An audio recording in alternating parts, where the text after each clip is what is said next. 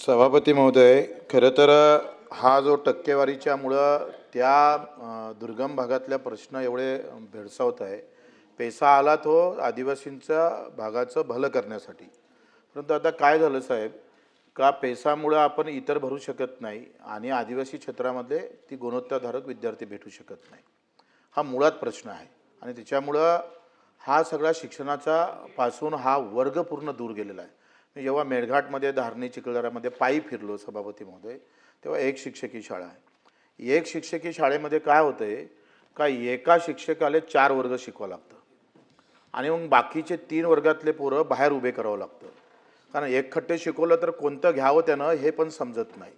पहिले निर्णय घेतला पाहिजे का हा 2 शिक्षकी करणं फार महत्त्वाचं आहे. काही असो, 1 असो 2 असो, शिक्षणापासून वंचित राहिला नाही पाहिजे. हा सावित्रीबाई फुलेंचा महाराष्ट्र आहे. त्या हिशोबानं तुमच्यासारखे बहुजनातले मंत्री तिथं असताना अशा प्रकारचा आदिवासी भागातला एखादा विद्यार्थी वंचित राहत असेल तर हे सगळ्यात मोठं पाप आहे. ते पाप तुमच्या हातून होऊ नये म्हणून आमचा आग्रह आहे का पहिले निर्णय घेतला पाहिजे का कुठलीही शाळा 1 शिक्षकी ठेवणार नाही, ते 2 शिक्षकी ठेवो. पगाराचा प्रश्न नाही, एकही माणूस पोरगा शिक्षणापासून वंचित राहिला तर त्या घराचं परिवाराचं वाटोळं झाल्याशिवाय राहणार नाही, हे लक्षात घ्यावं. पैसामध्ये किती शिक्षक मिळू शकतं, आदिवासीमध्ये तुम्ही 50% ठेवलं का नाही ठेवलं, मग ते भेटते का नाही भेटत. आता माझ्या फॅक्टरीत मालच नाही आहे, मी देऊच शकत नाही, ठरवलं पाहिजे का नाही. माझं हे म्हणणं आहे का तुम्ही ते ठरवलं पाहिजे का येत्या 10 वर्षामध्ये पैसामधून किती भेटणार, अवांतर भागातून किती भेटणार, त्याचं काही संशोधन, त्याची एक कमिटी तयार करून नाही भेटत असेल तर त्या आदिवासीतल्या गुणवत्ता विद्यार्थ्यांना 10वीपासून उचल करून काय होते तुम्ही लक्षात घ्या. एक आदिवासी मिनिस्टर म्हणून तुम्ही सांगा आम्हाला तलाठी पैसामधला भरावं लागतं, आदिवासी भरावं लागतं, आरोग्यसेवक भरावं लागतं, याचं संशोधन झालं नाही पाहिजे का. ते तसंच ठेवणार का. पैसा आला चांगल्यासाठी पण तेच जर तलवार होत असेल तर मग काय अर्थ आहे. याचाही तुम्ही अभ्यासू मंत्री आहे भुयार साहेब आणि ते वर्धामधले आहे. महात्मा गांधीजींचा तुमच्यावर बरेचसा चांगला प्रभाव आहे. जरी तुमच्या पक्षाचा प्रभाव महात्मा गांधीचा प्रभाव पक्षावर नसेल पण तुमच्यावर प्रभाव मात्र महात्मा गांधीजीचा आहे. सभापती महोदय, माझं असं मत आहे का हा सगळा अनुषंगानं तुम्ही हा विचार केला पाहिजे का मिळेल का नाही, नाही मिळेल तर तुमची कार्यक्रम जाहीर केला पाहिजे.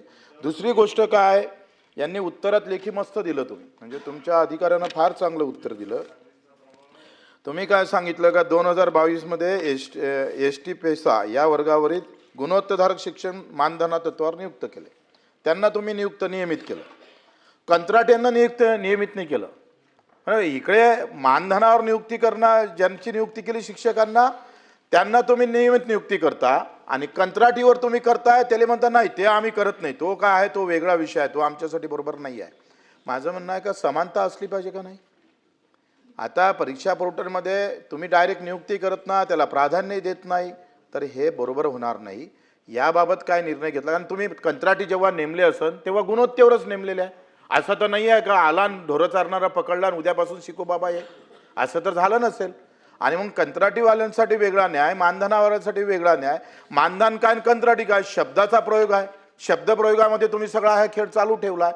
आता याच्यातला जो प्रशासकीय अधिकारी आहे हा खरी ज्ञानबाची मेख आहे, ते तुम्ही काढली पाहिजे भुयार साहेब.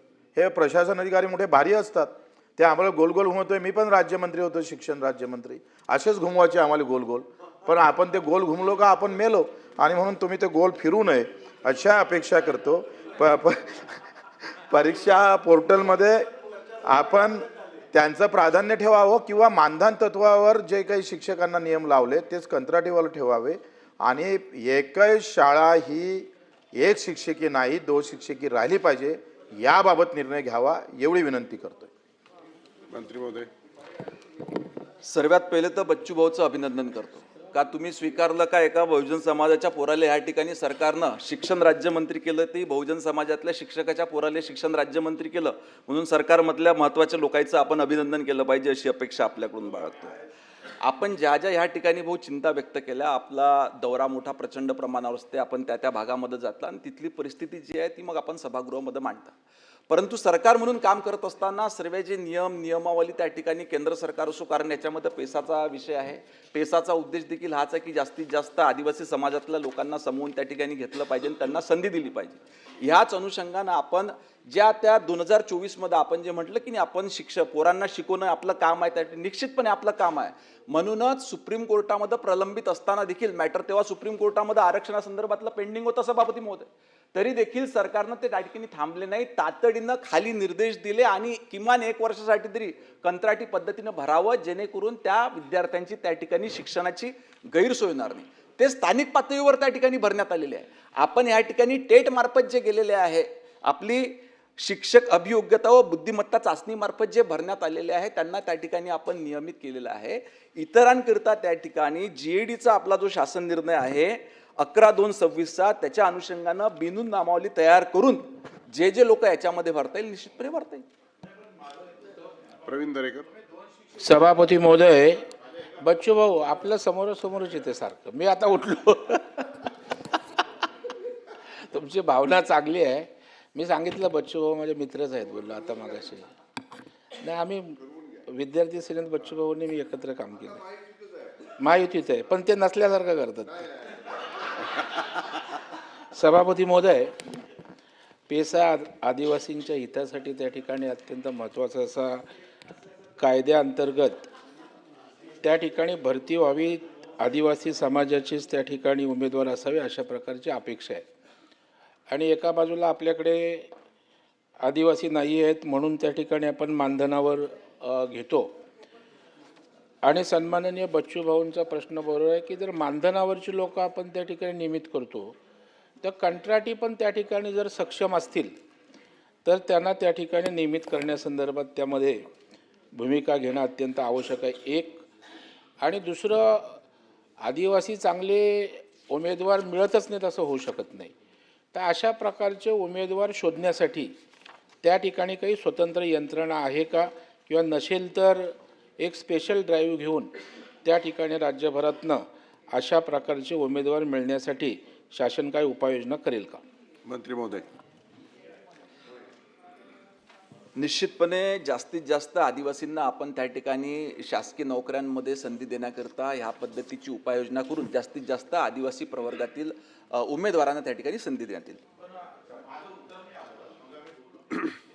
आहे एक शिक्षकी शाळेमध्ये काय जातं, हा दुर्गम भागातला विषय आहे. तुम्ही हे समजून घ्या. दुर्गम भागातला असल्यामुळे काय होतं, एखादा शिक्षक 2 दिवस नाही गेला, 3 दिवस, ते शाळा तशीच राहतं आणि सगळा गोंधळ निर्माण होत आहे. पैसे जाईल, आदिवासी विभाग त्याचा खर्च करेल, काय असेल तो नंतरचा भाग.